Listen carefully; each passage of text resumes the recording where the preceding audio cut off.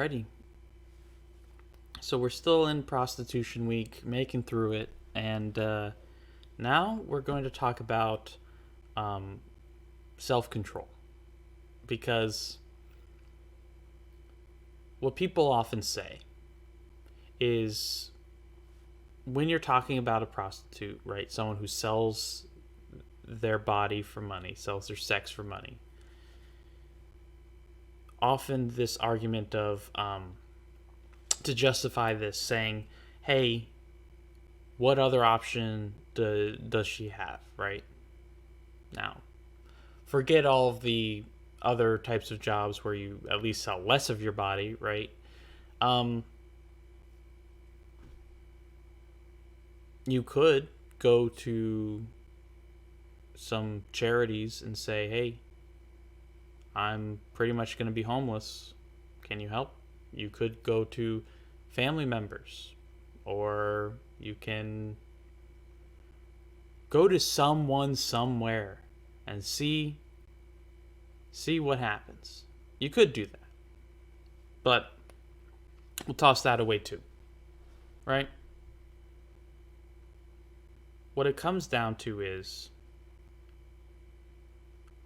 do you value yourself more or less than you value your survival? Because that's the thing. That's what this is talking about. Is the people who sell themselves for sex are valuing the monetary gain more than the moral failing, the moral depravity. They're selling themselves, their bodily integrity, for money. And that money is supposed to buy them the necessities, right? But that's the thing, is oftentimes, if that were really true, they wouldn't be doing it nearly as much, would they? They're not doing it for necessities. They're doing it for a certain standard of living.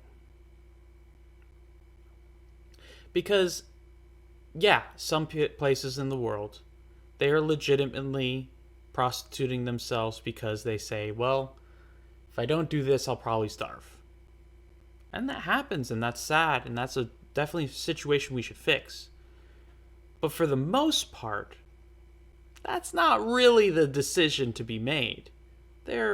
Especially in America, there are soup kitchens.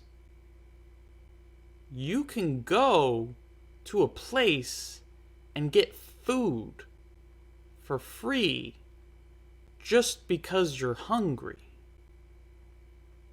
There are homeless people in this country that are homeless for years, which is terrible and absolutely a failing on our society, but at the same time, homeless for years, where are they getting that food?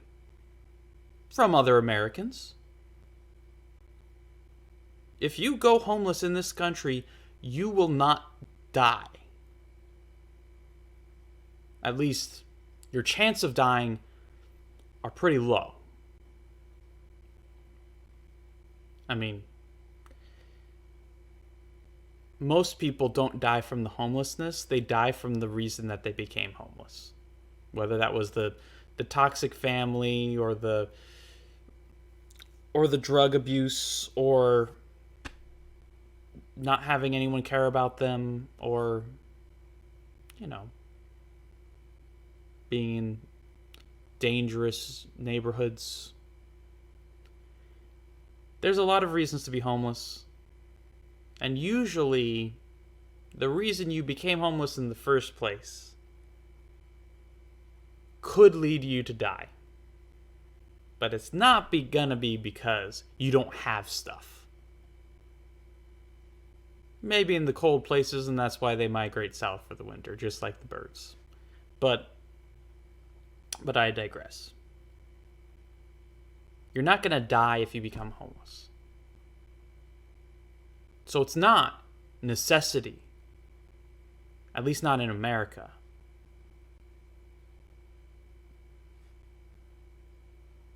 And so what are they really selling themselves for? Stuff.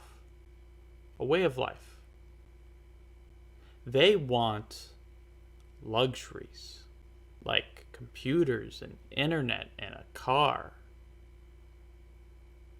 That's what they want. They want something to sweeten their life up.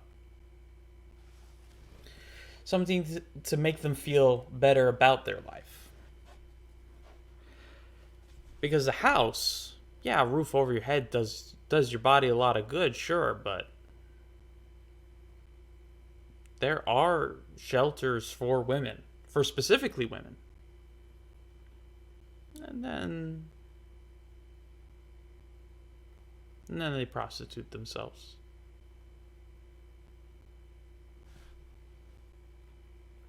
And I think this goes back to something that I think a lot of us can relate to. Because obviously most of us aren't prostitutes. So we can't relate with prostitution because, hey, we're not that. But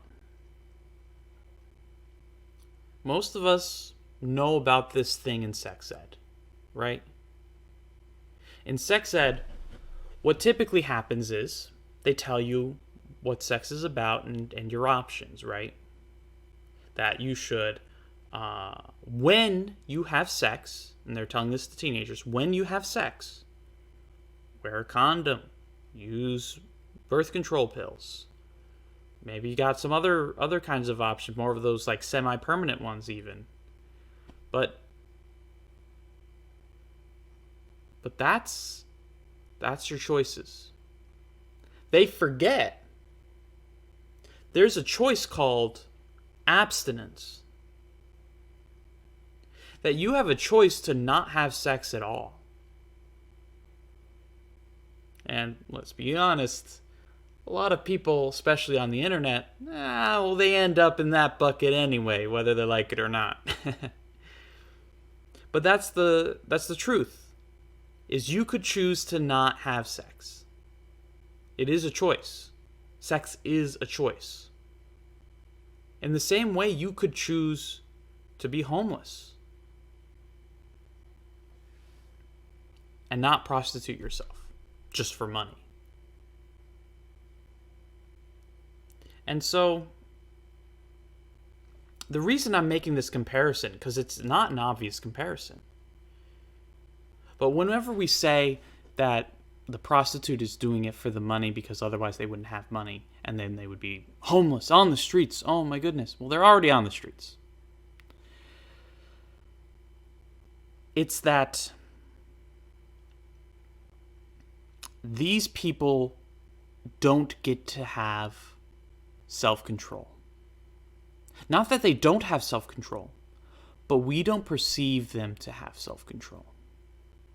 Self-control is what separates us from animals. Is that we can think ahead, we can plan, and we can say, even though this would feel good right now, I will not do it.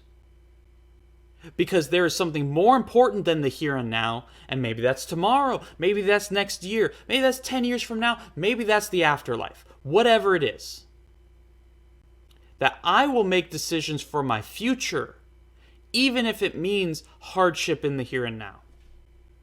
That's what makes us human.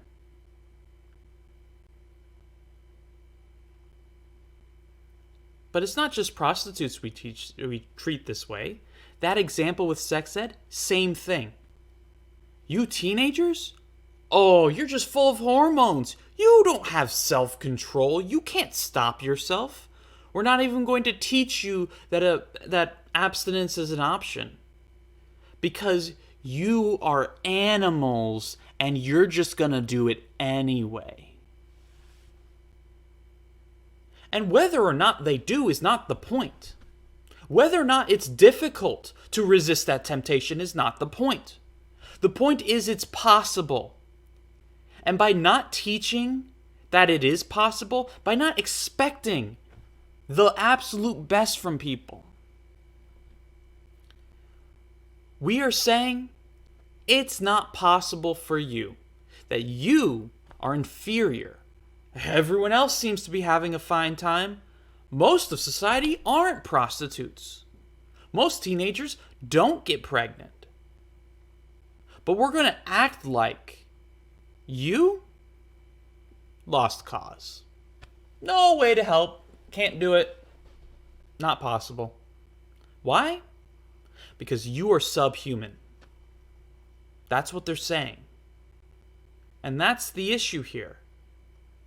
Is you have to respect that person's humanity, that person's agency, that person's decisions. They may choose to have sex as a teenager. They may choose to be a prostitute. But that's their choice. It's not something they were forced into. They had no agency, no ability to stop doing it. Because as a Christian, I hear these lessons. That there were people who were given this decision to stop being Christian or die. And they died. You too have a choice. The idea that you have a choice between being a prostitute or being homeless, that is still a choice. It is not a good one. It's not an easy one. And I can understand if you go with being a prostitute. I understand that. But don't cheat yourself. Don't cheat yourself out of being a human being. Don't cheat yourself out of having responsibility for your own actions. Because you're a person and you deserve to be treated like a person. And that includes the hard thing of saying, I was put in a hard decision, and I picked one that wasn't great. I wanted to have stuff more than I respected myself. Admit it. Understand that. Because it's only when you understand those things that you can move past it.